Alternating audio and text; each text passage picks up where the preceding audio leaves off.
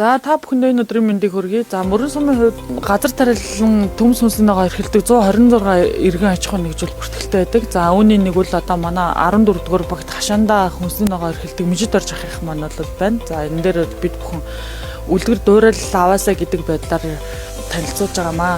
За одоогийн байдлаар 2010 оноос хойш бол өөрсдийнхөө хөрөнгөөр төмс хүнсний ногооныхаа ашиг орлогоор бол 50 тонны зойрыг хашаандаа байрлуулсан байна. Өөрсдийн гар аргаар хүлэмжийн аж ахуйг бол бас эрхэлж байна. Ингээд хөдөлмөрлж байгаа учраас бид нар хүнснийхээ хэрэгцээг өөрсдийн болон за бусад иргэдийнхээ хүнсийг эрүүл хүнсээр хангахад ийм боломж байгаа гэдгийг та бүхэндээ бол уриалж байгаамаа.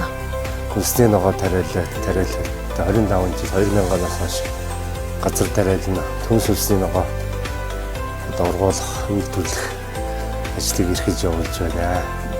Анх одоо тээлийн аманд нэг 20 сот талбар дээр ногоо тарьж, дан төмс тарьж эхлээл тэгэл тэрнээс хойш ер нь ногоо тарихад боломж юм байна гэл тэгэл 50 сотоор нь тэгэл ер нь ахиусаар гал одоо нэг тэгэл дараа нь тоног төхөөрөмжтэй болоод характер тэгэл төмс ураадаг, тарьдаг бүх юмнуудыг цуглуулж аваад одоо бүрэн ер нь гол төлөв трактораа аваад бусад тоног төхөөрөмжийг ер нь тэгэл өөрөө зарим хийгээд тэгээд цуглуулж угсраал ер нь тэгээд ер нь яас одоо нэг цонгийн үргэлжлэл хийх бодолтой байгаа да. Одоо нэг 2 орчим гад нэг 4-5 төрлийн төмс байцаалуу гэсэн өргөө хэрэглээний ногоог тариалдаг манайх. Ургацсан байдлынхаа нэг жилийнхаа цаг уурын онцлог нөхцөл байдлаас шалтгаалаад бас нэг харилцаа адилгүй байдаг. Гэхдээ өнгөрсөн жилийн хугацаанд бол маш сайн ургасан байгаа.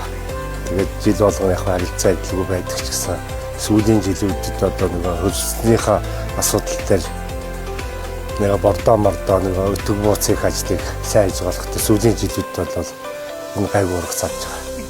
За бэтэрийн зогсож байгаа энэ бол манай ногоо хадгалах зойр маань 2010 онд барьж ашиглалтанд оруулсан нэг 50-60 тонны багт хамттай. Тэгээд яг ургацынхаа юугаар бол ашгарч гэдэг юм бас нэг юмар одоо трактор тоног төхөөрөмжийг бол бүрэн авсан байгаа. Тэг хамгийн одоо нэг бит хоёрт хамгийн асуудалтай юм болох тэр бит хоёр ерөөсөө яг өөрийн гэсэн талбай бол ерөөсөө байггүй. Мөрөн суманд өгөхөөр талбай ерөөсөө байгүйгээр тэгээд тий хүн амтны газар дээр тариад. Тэгэхээр яг тэгээд одоо бол тэгээд бас нэг 20 жил тэгээд ах トゥ нэрээ газар дээр л тарьж хамтаа. Бас нөгөө малын тижэл, ногоон тижэл, мижэл энэ төр тарьж бас үдсээ юм. Хаврын тариалалт, намрын хураалтан дээр л хүн хүчийг хэмжээгээр авдаг. Тэр үед нэг 20-25 өдөрт. Манайх одоо хашаанда жижиг хэмжээний зуны хүлэмжтэй тэрэндээ өвөрцөө помидор, чинжүү гэл юм нарийн ногоонуудыг тариалж, даршилж өөрийнхөө хэрэгцээг хангадаг. Тэг илүү гарснаа бас зах зээл дээр борлуулна. Одоо тэгээд хашаандаа ер нь айл болгон хүлэмжинд ч бай зүгээр ил задгаа талбайд ч бай ингээд нэг хашаандаа өөрийнхөө хэрэгцээг хангаж болохоор тийм эрүүл өөрсдийнхээ гараар тарьж ургуулсан ногоог хүн бол өөрснөө тарьж ургуулж идэж тийм боломж хүн болгонд байгаа шүү гэж.